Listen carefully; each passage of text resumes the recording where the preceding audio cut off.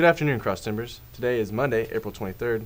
This is Texan TV News, product of the Texan News Service, and I am Chris Starnes. In today's headlines, One Day on Earth film debuts, Lockheed workers on strike, Matt Lennox hunts for Coney activist in downtown Fort Worth Art and Blues Festival, former Lieutenant Governor speaks at Tarleton Sports, and the weather. Now, today's top story. Two young American filmmakers, Kyle Ruddock and Brandon Littman, who had never made a film before, asked people in every country to document something they saw and submit it. It was a big idea, Kyle Ruddock, the first-time film director, said, but simple enough to explain to a lot of people. One Day on Earth came out yesterday and screened worldwide.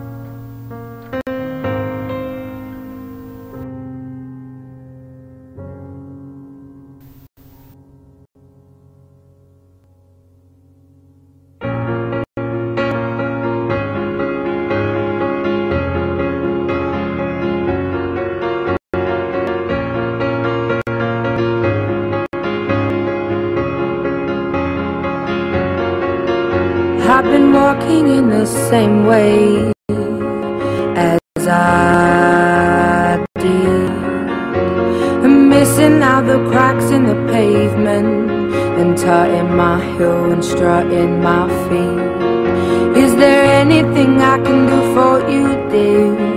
Is there anyone I could call?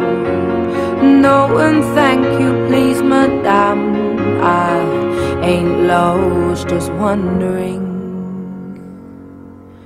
Round my hometown, memories of phrase.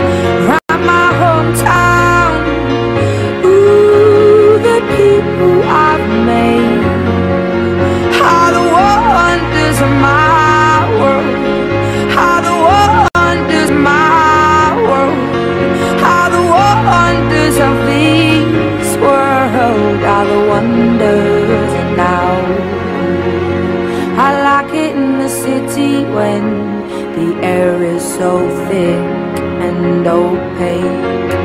I love it to see everybody in short skirts, shorts and shades. I like it in the city when two worlds collide. You get the people and... According to the Associated Press, workers at Lockheed Martin in Fort Worth, Texas, are on strike as of 12:01 a.m. today over pension issues. Machinists who make aircraft have rejected the company's final contract offer and voted to strike. Although Joe Stout, Lockheed's spokesman, believes the annual 3% wage increase, $3,000 signing bonus, and an $800 annual cost of living increase, and more retirement income for current employees was fair. Workers are upset over the proposal that would eliminate pensions for new hires and increase the cost of health care plans. Friday, April 20th, was the kickoff for an international campaign protesting the reign of a Northern African dictator, Coney. The group, known as Worldwide Stop Coney 2012, began a large group effort to draw attention to his actions and deeds. Coney is a military dictator from Uganda who uses children to murder and plunder villages in northern Africa. His victims are sometimes kidnapped and forced to murder their parents. Here is Matt Lennox as he tries to locate a few in downtown Fort Worth. Hi, I'm Matt Lennox. I'm with Rafael Sanchez. We're in downtown Fort Worth, Texas, celebrating Friday 420. It's at the downtown Fort Worth Blues Festival. We're also looking for the Stop Coney 2012 activists. Let's see if we can find some.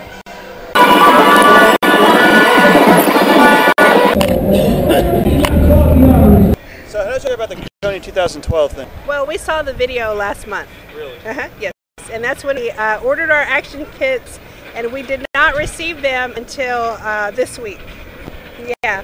So they kept us updated, though. They kept sending us videos through email, and so we weren't worried. We knew that we would get it. So by today, since tonight is the actual Awareness night. Yeah, the awareness night. Yeah. Hi, I'm here with Helen Scott in downtown Fort Worth, Texas, and her son is a roadie for the Lost Children Foundation. My grandson, Christian Huseman, was in this area in Texas last fall, and this spring he's in Mississippi, Alabama, Georgia, and Florida. He's actually in Atlanta, Georgia tonight, covering the night, and I believe in the whole project of what Invisible Children is trying to do. Good deal. Now, how does this affect you, knowing what Coney does and knowing that you have children? How does that make you feel?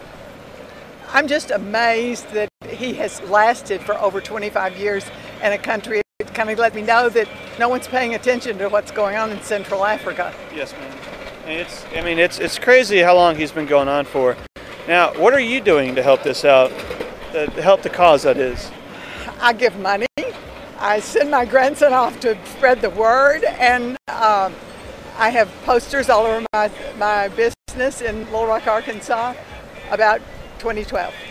Well, you sound like a fantastic person. You sound like a lot of fun, too. Thank you so much for all your time. I appreciate it. Thank you. We didn't find very many activists tonight for the 2012 campaign, but we did find some of their tracks.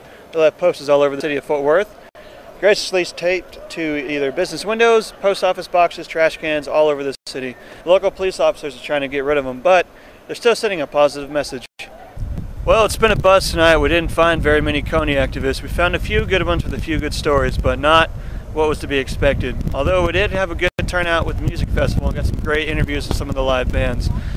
Once again, thanks for watching Texas TV News. You have a great night. Also over the weekend, Fort Worth's Main Street Blues and Art Festival took place. The festivities took place this weekend, and Texan TV's own Matt Lennox caught up with the headlining blues act, J.J. Gray and the Mofos, right after his act. Here he is with Gray. And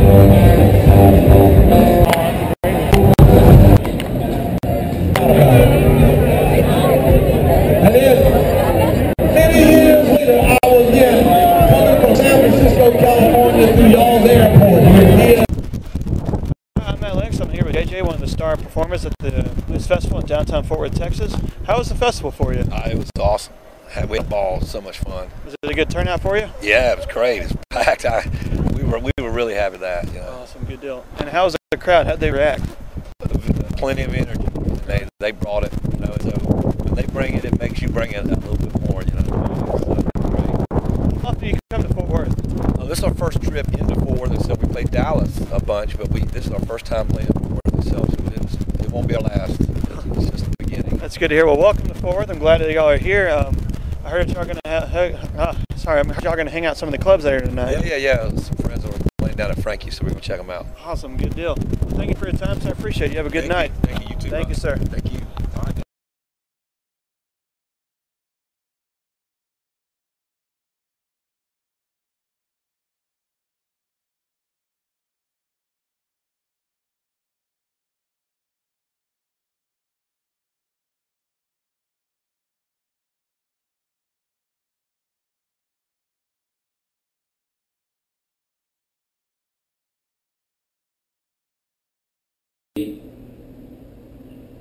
'60s. John Connally, Governor of Texas, and President Johnson, Vice President, asked me to help coordinate the trip of Jack Kennedy's trip to Texas in 1963, the terrible time that happened in Texas and happened in America when a president was assassinated. And so I helped plan the trip, and I went with John Connally to the White House. I got to meet Jack Kennedy on a Sunday afternoon talking about the trip to Texas. We made the arrangements. We worked. There was a great debate about whether to have a parade in Dallas, and we didn't want the parade in Dallas. Not that we thought something would happen to President Kennedy, but it was just a time problem. And Dallas had been rude to Adele Stevenson. It had been rude to the Johnsons. They walked across the street between two hotels, and some women with Bruce Alger signs, who was a Republican congressman at that time. They actually spat on the Johnsons as they walked across there. We were scared about something like this. No one had any idea that anything else would happen like this. And to show you how fate plays a role in history, and how it's going to play a role in all your lives, or it has probably, we decided to finally have the parade in about 10 days prior to Jack Kennedy coming to Dallas. He was going to go to those of you who've been to the fair, there's a woman's building at the state fair. The woman's building would hold more than the trademark building where Jack Kennedy was going to make the speech when he was assassinated. And only about 4 days before that, we decided to go to the World Trade Mart as opposed to the woman's building at the state fair. If we'd have gone to the woman's building, the motorcade would have not ever come down that street, ever slowed down to make that turn where Oswald could stay in the book depository. And if you've ever been to Dallas and looked down from the 6th floor, most of your hunters, everybody says it was just a miracle that he could kill Kennedy. It wasn't a miracle at all. Most of the people in this room that know how to use a deer rifle, you could have shot Kennedy. Anyone could. The car was going about 5 miles an hour, and it's looking down. It's a very easy shot, and unfortunately. But that was only decided 4 days before that time. Jack Kennedy spoke in Fort Worth that morning. It was raining in Fort Worth. And some of you have seen a famous photograph of Vice President Johnson, President Kennedy, Governor Conley, standing out on the parking lot where the speech was after the breakfast in Fort Worth. And they all had on raincoats. The Secret Service wanted Kennedy not to go by car from Fort Worth to Dallas, but to go in Air Force One for security reasons. It's only a 10-minute flight.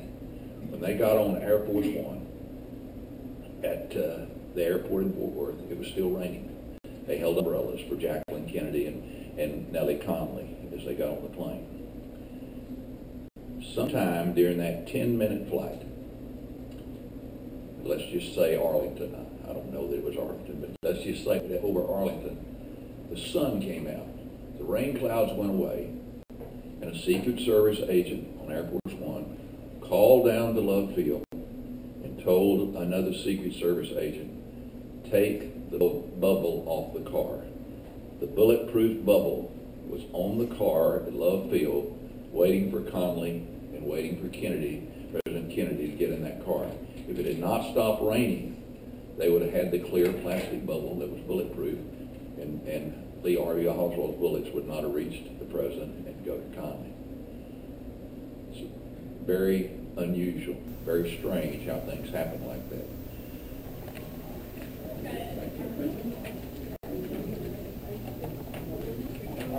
Got on a Sooner t-shirt. The Texans did their annual spring football game Friday. Students and family came to support them by purchasing tickets and enjoying a cookout, burgers served by the team members. A few people showed up at 4 when it started, but they had a lineup until 7 p.m. At 7:30, the football team came out fully dressed, and Coach Kerry Fowler greeted all who came to support. This was a chance to get a sneak peek at our 2012 team. Our reporter, Adele Delgado, went out to enjoy the food and was able to get live footage. The team was split into 2 groups, purple for the starters and white for the subs. The subs outshined the starters in this game and won 14-13.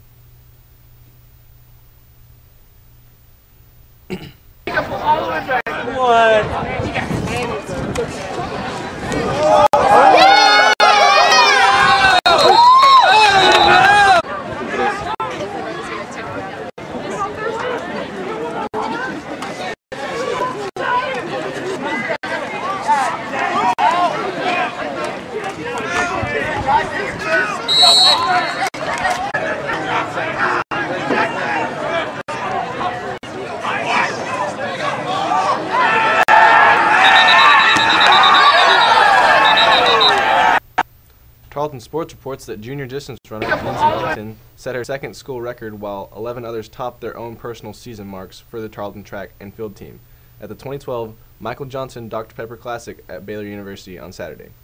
In the long distance running events, Hinton highlighted the day by breaking Linda Garcia's 10-year record of 4 minutes 41 seconds in the 1,500-meter run. The junior from Denton finished the evening race in a time of 4 minutes 39 seconds for an 8th place finish. Hinton was one of just 2 Lone Star Conference runners to finish in the top 10. That was one goal set by her Tarleton head coach Pat Ponder. She executed the race plan perfectly today and it was very well deserved. According to the Weather Channel, we have a high of 75 degrees, low of 51, and a 10% chance of precipitation. Today's broadcast was produced by Chris Starnes, Adante Woods, Ada Delgado, Matt Lennox, You can follow us on ustream.tv/user/Texan News Service. Don't forget to tell your friends about us and become a fan of us on Facebook. I'm Chris Starnes. Tune in tomorrow for the latest news from the Tarleton University campus in Stephenville. You stay classy, Tarleton.